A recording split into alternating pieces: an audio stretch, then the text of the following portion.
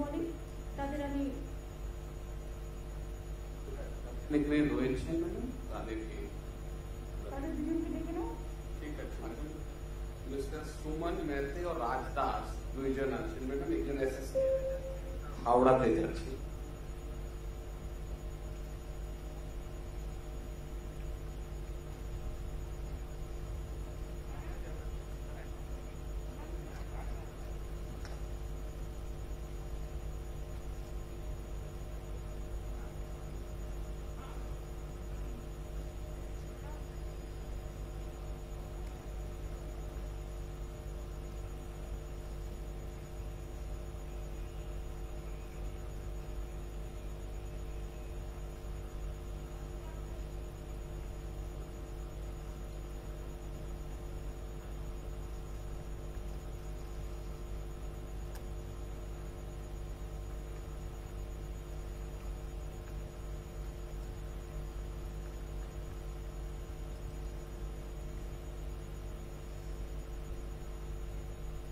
আমরা আজকে নতুন কৃষক বন্ধু যে প্রতিশ্রুতি দিয়েছিলাম নির্বাচনের সময় তৃণমূল কংগ্রেসের পক্ষ থেকে, কারণ তৃণমূল কংগ্রেসের সরকারই আজকে সরকার গঠন করেছে, তাই সেই প্রস্তাব সরকার অনুমোদিত করে এবং ক্যাবিনেটে পাস হয় এবং ক্যাবিনেটে পাস হওয়ার পরে এটা আইনে পরিণত হচ্ছে এবং প্রতিশ্রুতি পূরণ অনুযায়ী আমরা কৃষকদের পাশে থাকার অঙ্গীকার নিয়ে আমরা আজকে যে কৃষকদের বলেছিলাম যে যারা 5,000 টাকা করে পান একর প্রতি জমি তারা 10,000 টাকা করে পাবেন, আর যারা মিনিমাম পাবেন তারা 4,000 টাকা করে পাবেন। আপনারা জানেন আমাদের এখানে প্রায় 60 লক্ষ মানুষ কৃষক বন্ধু অধীনে আছেন এবং আগে তারা 5,000 টাকা পেতেন এবং মিনিমাম যারা পেতেন তারা 2,000 টাকা পেতেন। আমাদের স্কিমের মধ্যে কিন্তু ক্ষেত মজদুর বর্গাদার তারাও ইনভলভ আছে। আমাদের 1 একর জমিতে 10,000 টাকা পাবে দুবার বছরে, 10,000 টাকা 5,000 করে দুবার পাবে, কিন্তু ক্ষেত মজদুর এবং বর্গাদার যারাও আছে তাদের হাতে কিছুই নেই, 1 কাঠা জমি 2 কাঠা জমি, তাতেও কিন্তু মনে রাখবেন তারাও কিন্তু মিনিমাম 4,000 টাকা পাবেন। আগে 2,000 টাকা পেতে ডবল করে দেওয়া হয়েছে। আর কেন্দ্রীয় সরকারের যে পরিকল্পনা তাতে খুব কম লোক পায়, আমাদের পরিকল্পনায় প্রায় 60 লক্ষের উপর কৃষক পায় এবং কেন্দ্রীয় সরকারের পরিকল্পনায় 2 একর জমি থাকলে তবে পাবে, তা নাহলে পাবে না। আমাদের কিন্তু আমরা সবাইকে দিই। আর দ্বিতীয়ত হচ্ছে যে কেন্দ্রীয় সরকার টাকা সবাইকে দিচ্ছে না এবং কম দিচ্ছে এবং তাদের প্রজেক্টে কিন্তু ক্ষেত মজদুর বর্গাদার কেউ নেই, এটা মাথায় রাখবে। সুতরাং এটা আমরা করছি, আজকে আমরা এটা লঞ্চ করছি। আমি কৃষক বন্ধুরা যারা এসছেন বিভিন্ন জেলায় আছেন তাদের হাতে ডিএমদের অনুরোধ করব, নতুন কৃষক বন্ধু লঞ্চ যেটা আমরা করছি 10,000 টাকার যে আমরা দিচ্ছি এবং মিনিমাম 4,000 টাকা তাদের টাকাটা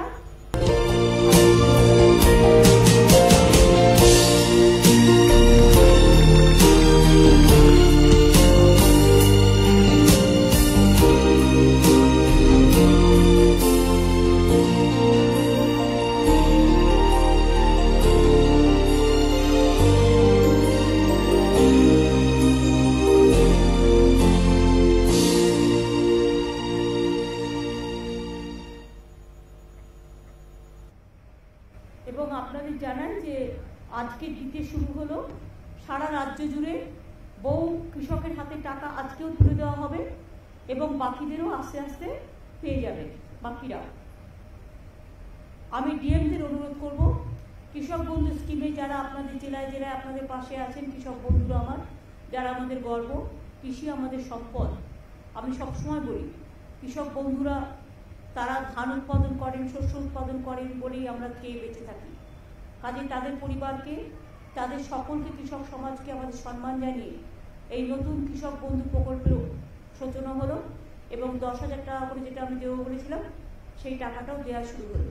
সুতরাং এই টাকাটা দিয়ে দেওয়ার জন্য আমি ডিএমদের অনুরোধ করব, জেলা ম্যাজিস্ট্রেটের কাছে যারা আছেন সেই পরিবারগুলোকে আপনারা সবাই তুলে দিন টাকাটা হাতে।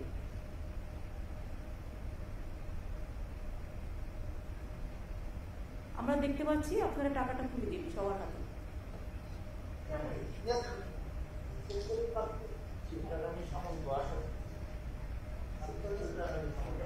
আর যাদের হয়তো 1 একর জমিও নেই, অল্প 1 কাঠা 2 কাঠাও, তাদেরও কিন্তু আমরা 4000 টাকা করে বছরে দেব।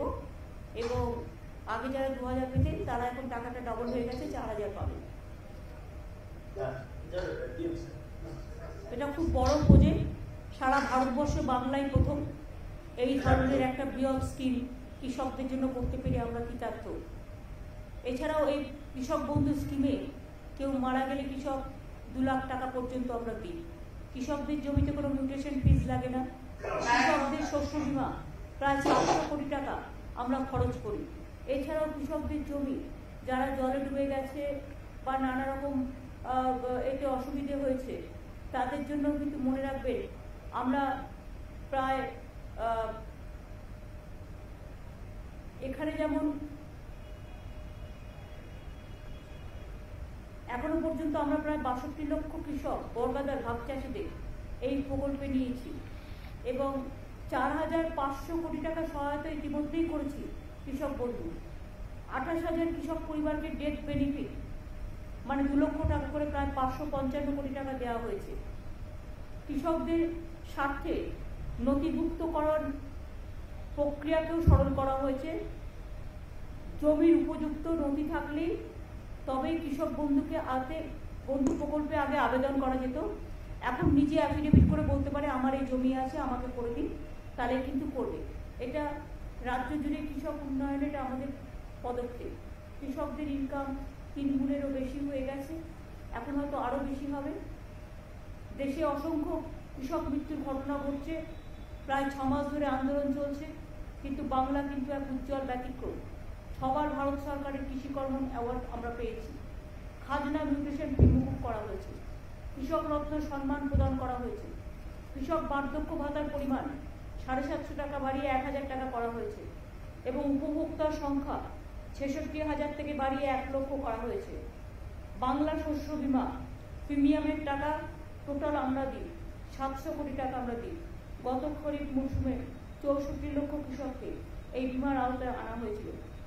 9 বছরের প্রাকৃতিক দুর্যোগে ফসল নষ্ট হয়ে যাওয়ার কারণে ক্ষতিগ্রস্ত প্রায় 1,20 লক্ষ কৃষক পরিবারকে নতুন করে চাষ করবার জন্য আমরা 3,500 কোটি টাকার আর্থিক সহায়তা দিয়েছি। ইয়াস হওয়ার পরেও দুয়ারে আমরা ত্রাণ চালু করেছি, তার মধ্যে ক্ষতিগ্রস্ত কৃষক অন্যান্য ক্ষতিগ্রস্ত মানুষদের আমরা সাহায্য পৌঁছে দিচ্ছি। 5 সপ্তাহের মধ্যে 5-6 সপ্তাহের মধ্যে তাদের ব্যাংক অ্যাকাউন্টে টাকা পাঠিয়ে দেওয়া হবে। আপনারা জানেন অভাবী বিক্রি বন্ধ করতে আমরা চাল কৃষকদের থেকে কিনি এবং আমরা 18 টাকা 88 পয়সা কেজিতে, যা মিনিমাম সাপোর্ট প্রাইসের থেকেও বেশি আমরা কিনি এবং আমরা যেটা প্রকিউরমেন্ট করি সেই প্রকিউরমেন্টও আমরা কিন্তু চেক দিন চেক নিন এইভাবে করি। আমরা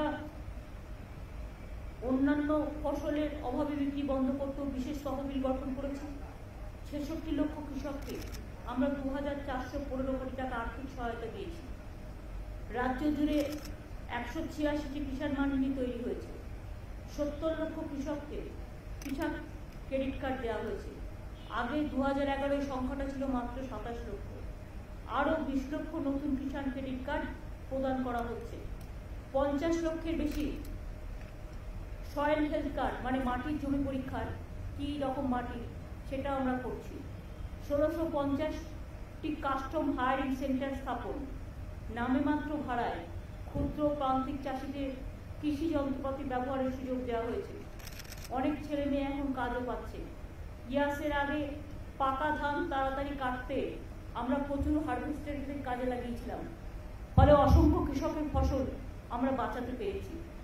এছাড়াও মনে রাখবেন রাজ্যের 6টি জেলায় বীরভূম, বাঁকুড়া, পুরুলিয়া, পশ্চিম বর্ধমান, ঝাড়গ্রাম, পশ্চিম মেদিনীপুর প্রায় 50,000 একর পতিত জমিকে কাজে লাগিয়ে পরিকল্পিতভাবে এগ্রিকালচার, হর্টিকালচার, মাছ চাষ, পশুপালন ইত্যাদি করার জন্য আমরা মাটির সৃষ্টি প্রকল্প চালু করেছি। ইতিমধ্যে 13,000-এর বেশি পতিত জমিতে কাজ শুরু হয়েছে। ইলেকট্রনিক ডেলিভারি সিস্টেম চালু করা হয়েছে, ডেলিভারি সার্ভিস সিস্টেম। বাড়িতে বসেই জমির পর্চা, মিউটেশন, কনভার্সনের মতো পরিষেবা আমরা অলরেডি দিচ্ছি। আর একটা হচ্ছে ইয়াসের সময় 24 পরগনা ও পূর্ব মেদিনীপুরে যেসব এলাকায় চাষের জমিতে নোনা জল ঢুকে গেছিল, সেখানকার 2 লক্ষ চাষিকে সল্ট টলারেন্ট অর্থাৎ নোনা স্বর্ণ ধানের বীজ ও অন্যান্য ইনপুটও দেওয়া হচ্ছে।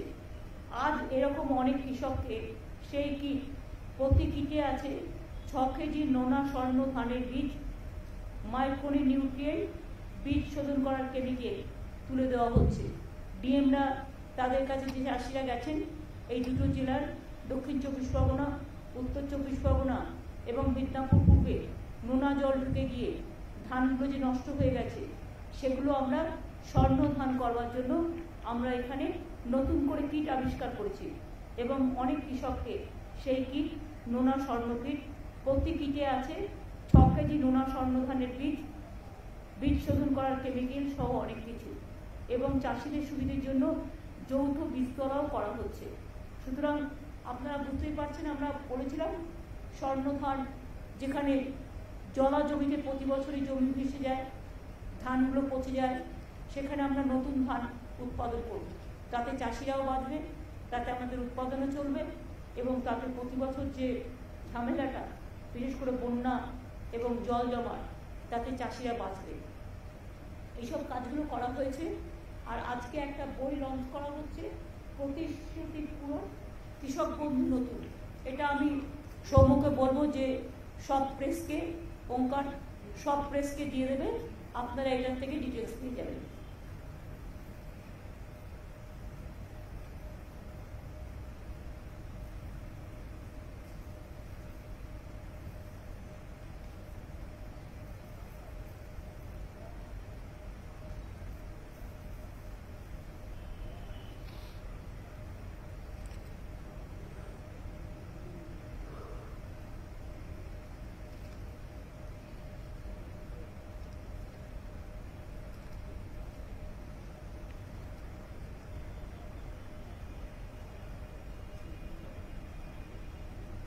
প্রকল্পটি যেটা বইটি করা হয়েছে, প্রথম দিকের প্রথম পাতায় আগের পুরনো কৃষক বন্ধুর কথা বলা আছে, আর নিচের দিকে প্রকল্পটির বৈশিষ্ট্য ও রূপায়ণের পদ্ধতি, নিচে নতুন কৃষক বন্ধুর যেটা 10,000 টাকা সেটা বলা হয়েছে।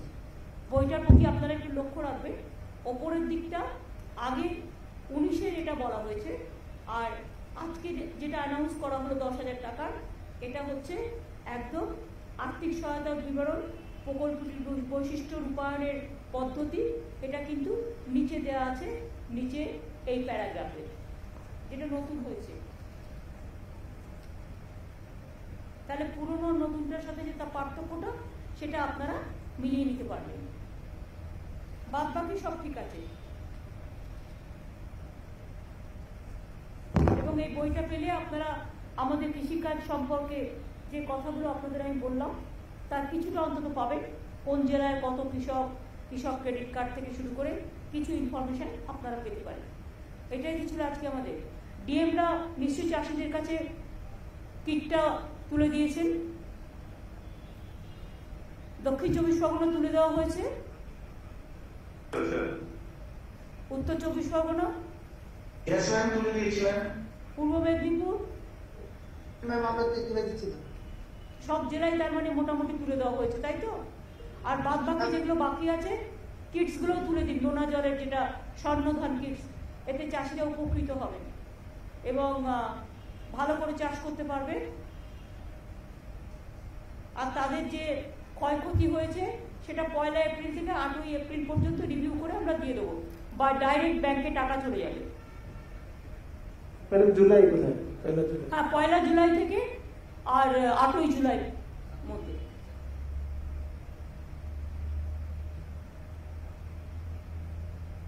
আর তারপরে আবার দুয়ারে টার্ন তো 18 তারিখ পর্যন্ত করা আছে, 18 তারিখের পরে রিভিউ হবে এবং 1 তারিখ থেকে 8 জুলাইয়ের মধ্যে টাকাগুলো ব্যাংকে পৌঁছে যাবে।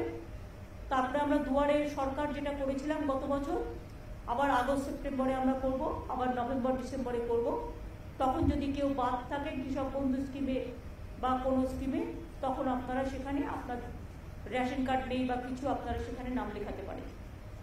এই পর্যন্ত আজকে ছিল, আর তো কিছু নেই। প্রেসের কিছু বলার থাকলে এই ব্যাপারে জিজ্ঞেস করতে পারেন।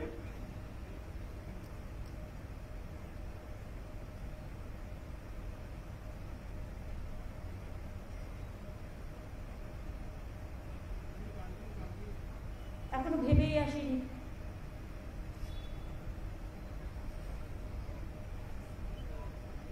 তাহলে আমি আশা করছি এই সাবজেক্টে আপনাদের কারো কিছু জিজ্ঞেস করার নেই। দিদি, হ্যাঁ, আপনি ইতিমধ্যে রাজ্যে বর্ষা ঢুকে গেছে এবং কদিন আগেই ঘূর্ণিঝড় ফলে কিন্তু অনেক ক্ষতি হয়ে গেছে। সেন্ট্রাল থেকে টিম এসেছিল, ঘুরে গেছে। আমফানের সময় আমরা দেখেছিলাম এসেছিল, ঘুরে গেছে। এখনো পর্যন্ত এই যে লাস্ট যে ঝড়টা হলো ইয়াস, তার জন্য কোনো ক্ষতিপূরণের কথা সেন্ট্রাল থেকে জানিয়েছে? না,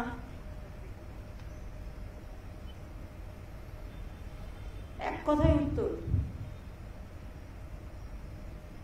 দেখছেন তো চারিদিকে, কালকে রাত্রিরে প্রায় 179 মিলিমিটার বৃষ্টি হয়েছে কলকাতায় এবং বিভিন্ন জেলায়। এমন অবস্থা, আর ওদিকে গঙ্গার জল ভর্তি, জল বেরোবার জায়গা নেই। এত বৃষ্টি আগে কখনো হয়নি এবং আগামী 26 তারিখেও বড় বান আসবে। সুতরাং হুগলিতেও জল বাড়ছে, যেটা আরামবাগ, খানাকুল, আমি সবাইকে বলবো উলুবেড়িয়া, তারা যেন আগে থেকে একটু নিজেদের সযত্নে রাখেন। এবং এরপর ঝাড়খণ্ডেও খুব বৃষ্টি হচ্ছে, বিহারেও খুব বৃষ্টি হচ্ছে। এখন আমাদের রাজ্যটা প্রায় নৌকার মতো। ঝাড়খণ্ডে বেশি বৃষ্টি হলে ওরা বাঁধের জল ছেড়ে দেয়, বাঁধের জল আমাদের এখানে চলে আসে, ফলে আমরা নৌকার মতো ডুবি আর কি। সুতরাং বিশেষ করে হাওড়া জেলা, হুগলি জেলা, বর্ধমান জেলার কিছুটা, মিদনাপুরের কিছুটা, আর বান আসলে তো বানের জল বে অফ বেঙ্গল, তাতে তো অনেকটা হয়। ইভেন কলকাতাতেও জল ঢুকে যায়, গঙ্গা টোটালটাই ভরে যাচ্ছে, এমন বেশি বৃষ্টি হচ্ছে। সুতরাং সবাই সাবধানে থাকবেন, ভালো থাকবেন, এইটুকু বলার। কারণ প্রকৃতি তো আমাদের হাতে নেই, প্রাকৃতিক দুর্যোগ আমাদের ফেস করতে হচ্ছে। আমরা বোমার নাম শুনেছি, কিন্তু বৈদ্যুতিক বোমা, যেরকম বৈদ্যুতিক বোমার মতো বিদ্যুৎ চমকাচ্ছে আর এক একটা বিদ্যুতে লোক মারা যাচ্ছে, এইরকম তো আগে কখনো প্রকৃতিকে আমরা দেখিনি। সুতরাং প্রকৃতি একটু দুরন্ত হয়ে গেছে এবং গ্লোবাল ওয়ার্মিং, এটা তো আগেই বলা আছে, গ্লোবাল ওয়ার্মিংয়ের ফল প্রকৃতি। সব রাজ্যে প্রচুর লোক মারা যাচ্ছে এই বিদ্যুতেও। মাধ্যমিক উচ্চ মাধ্যমিকের মূল্যায়নটা নিয়ে কতটা এগোলো? ওটা কালকে পুরো অ্যানাউন্স করে দেবে। জুলাই মাসের মধ্যে রেজাল্ট বেরিয়ে যাবে আর বাকিটা কালকে অ্যানাউন্স করে দেবে এডুকেশন ডিপার্টমেন্ট। একাধিকবার দেখেছি যে রাজ্যপাল প্রকাশ্যেই অনেক কথা বলছেন, ইলেকশনের পরেও আমরা দেখছি সেই ব্যাপারটা কন্টিনিউ করছেন। উনি প্রকাশ্যে আপনার সম্পর্কেও বলেছেন, টুইট করেছেন, এবং এখন উনি দিল্লিতে গেছেন, অনেকের সঙ্গেই দেখা করছেন। তো এই ব্যাপারটা নিয়ে যদি কিছু বলেন, আপনার রিয়াকশন যদি একটু পাওয়া যায়। না, আমার কোনো রিয়াকশন নেই। কিন্তু যেভাবে উনি ফাংশন করছেন, অনেকেই তো বলছেন যে সেটা ঠিক নয়। একজন সবাই যখন বলছে তখন আর আমার বলার প্রয়োজন নেই। সবাই তো বলছেন, সবাই বলছেন বলি সবার বলাটাই আমার বলা। আমার নতুন করে বলার আর কি আছে? একটা বাচ্চা হলে বকে চুপ করানো যায়।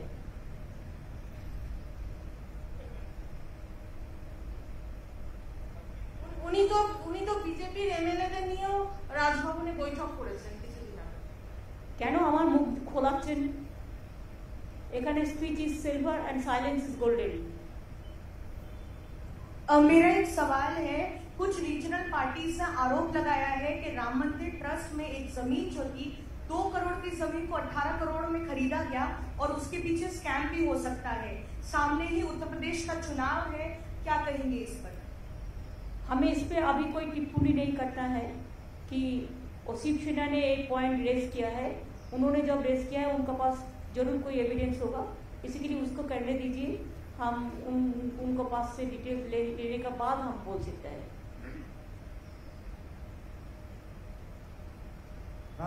Just want to understand how much has the cost for the Governor House increased in the past couple of years? In the past couple of days, we have heard as how several OSDs have been appointed. some are under question. Has the cost to operate Raj Bhavan increased in the past couple of years? Because the state government maintains that there is fund crunch. Has the Raj Bhavan cost has increased? That is obviously.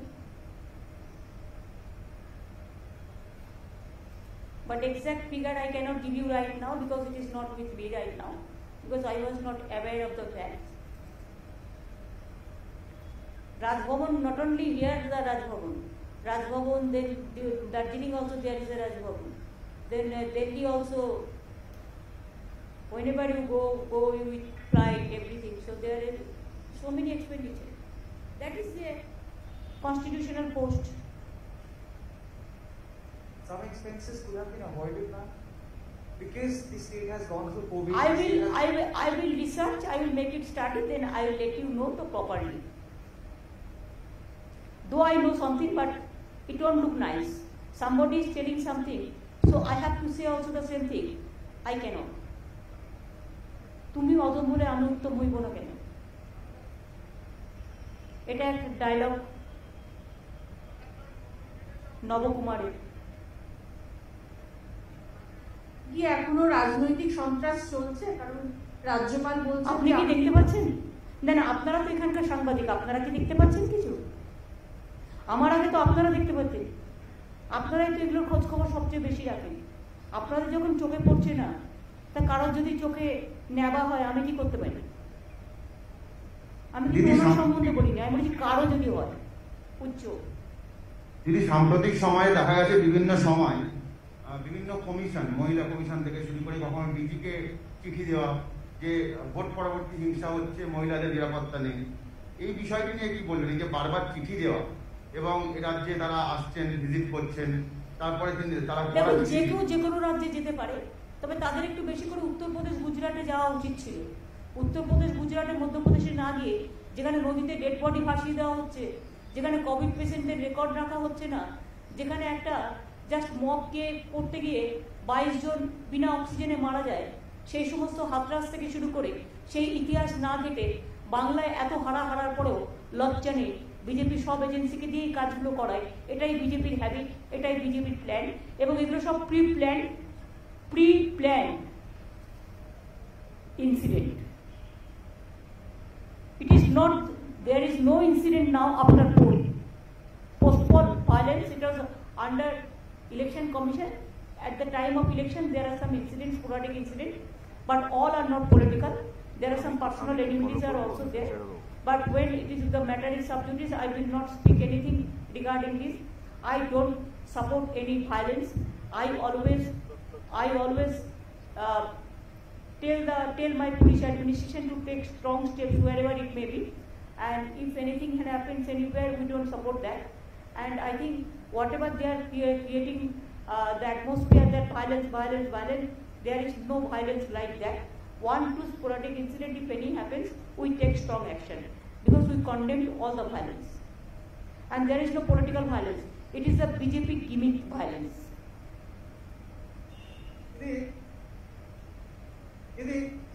আবার কি বলছি, বিশেষ এক রাজনৈতিক দল উত্তরবঙ্গে যেমন কেন্দ্রশাসিত অঞ্চলে একটা অরাজকতা করার চেষ্টা করছে, তেমনি জঙ্গলমহলেও মাওবাদীদের কার্যকলাপ বাড়ানোর জন্য একটা ষড়যন্ত্র চলছে। না, আমার জঙ্গলমহলের ব্যাপারে আমার কাছে ইনফরমেশন নেই, বাট আমি একটা ভিডিও পেয়েছি। অফকোর্স কেউ বলেছে আমরা সন্ত্রাসবাদী কার্যকলাপ বাড়াবো, সেটার ব্যাপারে সিআইডি, এসটিএফ এবং police will take proper action. তাদের অলরেডি ইনস্ট্রাকশন দেওয়া হয়েছে। বাংলা ভাগ যে করতে আসবে না, সে বুঝবে যে বাংলার একতাটা কত জোরদার, কত শক্তিশালী। বঙ্গভঙ্গ আর করতে আমরা কোনো দিনও দেব না। বাংলাটা আমাদের সবার গর্বের, আমাদের সভ্যতার, আমাদের শিক্ষার, আমাদের সংস্কৃতি, সবকিছু। আর যারা বঙ্গভঙ্গ নিয়ে খেলতে আসবে, কেন্দ্রশাসিত অঞ্চল মানে কি জলপাইগুড়িটা বিক্রি করে দেবে, না আলিপুরদুয়ারের জমিগুলো বিক্রি করবে, নাকি শিলিগুড়ির জমিগুলো বিক্রি করবে, নাকি এগুলো বিক্রি করে চায়না করে খেলবে? মুখে চায়নার কথা বলবে আর অন্যদিকে চায়নার হাত শক্তিশালী করবে। কোনটা? আগে এটার হিসেব দিতে হবে, উত্তর দিতে হবে। আমরা তো সামনে রেখেছি, আমাদের এখানে তো কোনো গন্ডগোল নেই। কোথাও কোনো ঘটনা ঘটলে আমাদের পুলিশ সঙ্গে সঙ্গে তাকে ধরে ফেলবে। দিল্লির পুলিশের থেকেও আমাদের পুলিশ অনেক ভালো কাজ করে।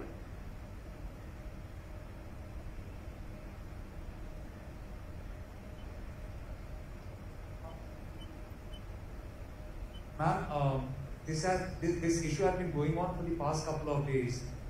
The way the central government had tried acting tough on Twitter and other social media sites. How do you see this, ma'am? Twitter has been, asked to follow. Very unfortunate. This is very unfortunate. They cannot control Twitter. That's why they want to bulldoze Twitter. They cannot control me, so they want to bulldoze my government. They want to bulldoze my party. They cannot control some journalists, so they want to kill them. So that is their phenomena. And one day there will be an end. There will be an end of everything. I condemn this. আমি আপনাদের কাছে বলি, আমাদের chief secretary জানালেন যে আমরা যে announcement করলাম 10,000 টাকা করে আজ থেকে দেওয়া হবে, ইতিমধ্যে আজকেই 9,78,531 জন কৃষক বন্ধু ফার্মার্স 22টা ডিস্ট্রিক্টে 290 কোটি টাকা রিলিজ করা হয়েছে direct bank transparent bank DBT সিস্টেমের মধ্যে দিয়ে। ইতিমধ্যেই দেখুন অ্যানাউন্স করার সাথে সাথে লঞ্চ করার সাথে সাথে 9,78,531 জন কৃষক বন্ধু ফার্মার অফ অল 22 ডিস্ট্রিক্ট 290 কোটি টাকা আজকেই রিলিজ করা হয়েছে ডিবিটির মাধ্যমে। কনগ্রাচুলেশন। বাদ বাকিগুলোও দিয়ে দিতে হবে।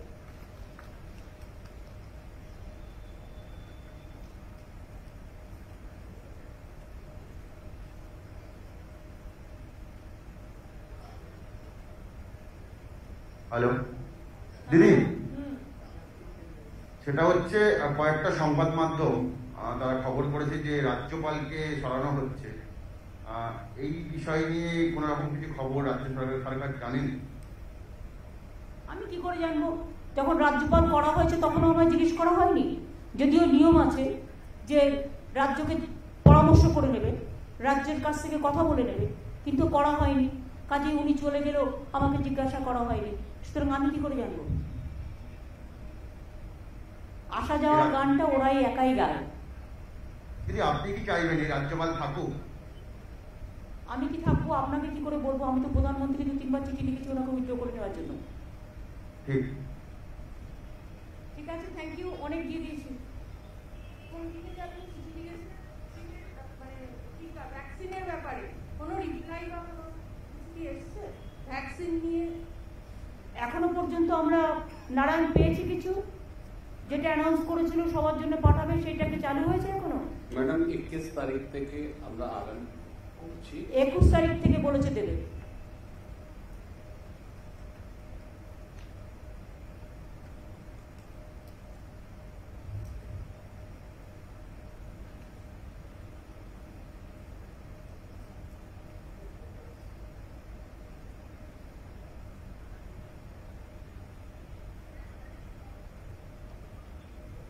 না দিদি, রাজ্যপাল কেন্দ্রীয় কয়লা মন্ত্রীর কাছে গেল, আজকে সকালে রাষ্ট্রপতি দুয়ারে দুয়ারে ঘুরে বেড়াচ্ছেন।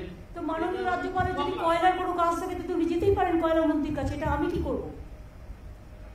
সেটা ওনার ব্যক্তিগত ব্যাপার।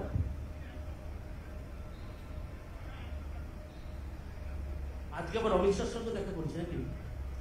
সে করতেই পারে। উনি কার সাথে দেখা করবেন সেটা ওনার ব্যাপার। উনি তো হতে দিল। এসব আপনারা লিখুন ভালো করে। ঠিক আছে, থ্যাংক ইউ।